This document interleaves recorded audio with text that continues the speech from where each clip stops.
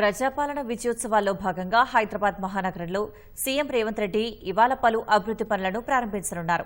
మరిన్ని వివరాలు మా ప్రతినిధి సతీష్ ప్రత్యక్ష ప్రసార ద్వారా అందిస్తారు.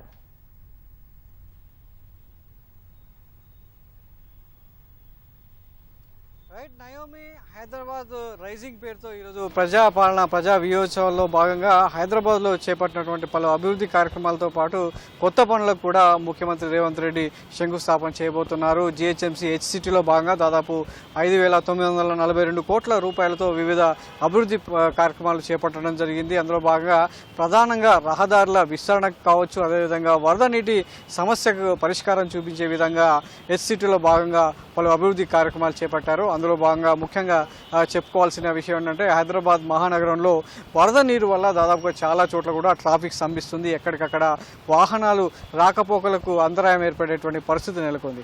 దాదాపు 142 చోట్ల ఈ సమస్య అత్యంత క్లిష్టంగా ఉందని గుర్తించినటువంటి ప్రభుత్వం ఆ సమస్యకు శాశ్వత పరిష్కారం చూపించే విధంగా 12 చోట్ల ప్రయోగాత్మకంగా భూగర్భ సంపులను నిర్మించింది. అందులో భాగంగా దాదాపు 16,50,00,000తో నిర్మించి వాటన్నిటినీ కూడా ప్రయోగాత్మకంగా చేపట్టడం జరిగింది. అందులో ప్రస్తుతం 4 వరకు పూర్తయ్యాయి. ఒకటి సచివాలయం ఎదురుగా ప్రధాన రహదారి మీద ఎప్పటికప్పుడు వరద నీరు ఇక్కడ నిలవడం వల్ల వాహనాల రాకపోకలకు తీవ్ర సమస్య ఏర్పడడంతో ఈ భూగర్భ సంపులు నిర్మించడం జరిగింది. అందులో దాదాపు 6 ఇంజెక్షన్ బోర్వెల్స్ వేసి దాదాపు 10 నుంచి 30 లక్షల లీటర్ల సామర్థ్యంతో ఆ వరద నీరు లోపలికి ఇంకే విధంగా భూగర్భ సంపులు నిర్మించారు. వాటన్నిటి కూడా ముఖ్యమంత్రి రేవంత్ రెడ్డి ఈరోజు లాంఛనంగా ప్రారంభించబోతున్నారు. అంతేకాకుండా కేబీఆర్ పార్క్ ఏదైతే సిటీ నగరానికి నడిబొడ్డులో ఉన్నటువంటి కేబీఆర్ పార్క్ చుట్టుపక్కల కూడా ట్రాఫిక్ సమస్య రోజు రోజుకు పెరుగుతుంది. దాన్ని నియంత్రించేందుకు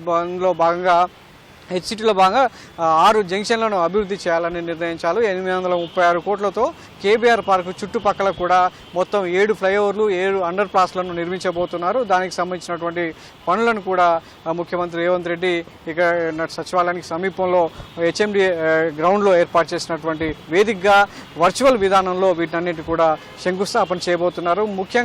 అతి ముఖ్యంగా చెప్పుకోవాలంటే మురుగునీటి సమస్య కూడా నగరంలో ప్రధానంగా చెప్పుకోవచ్చు. దానికి సంబంధించి కూడా కొత్తగా 6 ఎస్టీపీలను నిర్మించారు. దేశంలోనే అతిపెద్ద ఎస్టీపీ అయినటువంటి 320 MLDల సామర్థ్యం కలిగినటువంటి నాగోల్ ఎస్టీపీని కూడా ఈరోజు ముఖ్యమంత్రి లాంఛనంగా ప్రారంభించబోతున్నారు. ఇప్పటికే ట్రయల్ రన్ పూర్తి చేసుకున్నటువంటి ఆ ఎస్టీపీ ప్రయోగాత్మకంగా చాలా ఏదైతే నగరానికి చుట్టుపక్కల ప్రాంతాల్లో ఉత్పత్తి అవుతున్నటువంటి మురుగును శుద్ధి చేసి మూసీలోకి వదులుతుంది. ఇప్పటికే ట్రయల్ రన్ పూర్తి చేశారు.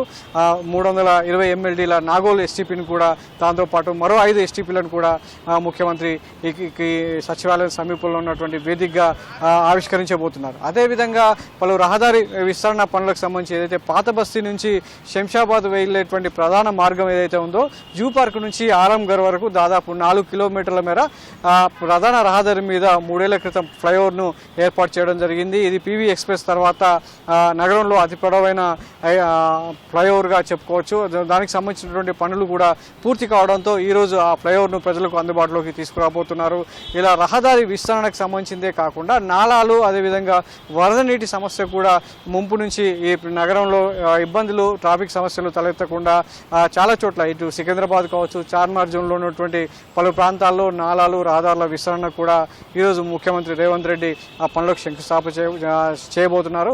అతి ముఖ్యంగా చెప్పుకోవాలంటే నగరంలో గత కొన్నాళ్ల నుంచి కూడా ప్రధాన రహదారులు, అదేవిధంగా ఫుట్పాత్లకు సంబంధించి కూడా చాలా అపరిశుభ్రమైనటువంటి వాతావరణం ఉండేది. ఫ్లైఓవర్లు కూడా దుమ్ము పట్టిపోయాయి. వాటికి కూడా సుందరీకరణ పనులు మొదలుపెట్టారు. దాదాపు 150 కోట్లతో 280 చోట్ల ఈ సుందరీకరణ పనులు అనేది జీహెచ్ఎంసీ చేపట్టింది. వాటిని కూడా దాదాపు అన్ని కూడా తుది దశకు చేయడంతో వాటన్నిటి కూడా ప్రజలకు ఎంతో ఆహ్లాదకరంగా నగరంలో అడుగుపెట్టే వారందరికీ కూడా ఎంతో కనువిందుగా ఉండేలా తీర్చిదిద్దినటువంటి ఆ పనులను కూడా ముఖ్యమంత్రి ప్రారంభించబోతున్నారు. ముఖ్యంగా వరద నీటికి సంబంధించి కూడా లేక్ వ్యూ గెస్ట్ హౌస్ వద్ద ఏర్పాటు చేసినటువంటి సంపులను పురపాలక శాఖ ముఖ్య కార్యదర్శి దానకిషోర్తో స్వయంగా పరిశీలించినటువంటి ముఖ్యమంత్రి పలు సూచనలు కూడా చేశారు. వరద నీరు నిలవకుండా ఇలాంటి ప్రయోగాత్మకంగా చేపట్టిన పనుల్లో అండర్ గ్రౌండ్లో ఉన్నటువంటి భూగర్భ విద్యుత్ లైన్లకు కావచ్చు, ఇతర కేబుల్స్ కూడా సమస్య రాకుండా చాలా జాగ్రత్తగా వీటిని నిర్మించి వరద నీటిని కట్టలు చేయాలని కూడా ముఖ్యమంత్రి సూచించారు. ఆ మేరకే పురపాలక శాఖ నగరంలో ఉన్నటువంటి మిగతా ప్రాంతాల్లో ప్రాంతాల్లో కూడా ఆ సంపులను నిర్మించేందుకు సన్నాహాలు చేస్తుంది. ఇలా ప్రతి ఒక్కరు కూడా హైదరాబాద్ రైజింగ్లో అంటే గతంలో చేసినటువంటి అభివృద్ధి కాకుండా కాంగ్రెస్ ప్రభుత్వం ఏర్పడినటువంటి ఏడాదిలో చేపట్టినటువంటి అభివృద్ధి పనులను ప్రజలకు ఈ ప్రజాపాలనలో ప్రజా విజయోత్సవాల్లో చాటి చెప్పే విధంగా ఈరోజు ముఖ్యమంత్రి రేవంత్ రెడ్డి వాటన్నిటిని కూడా వర్చువల్గా ఆవిష్కరించబోతున్నారు. పనులకు కూడా కొత్త పనులకు కూడా శంకుస్థాపన చేయబోతున్నారు.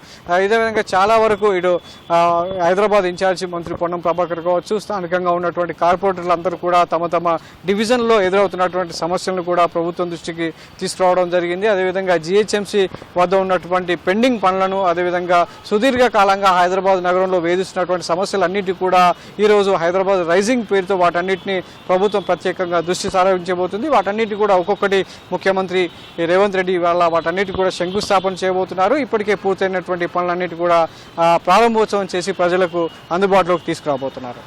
Vote studio.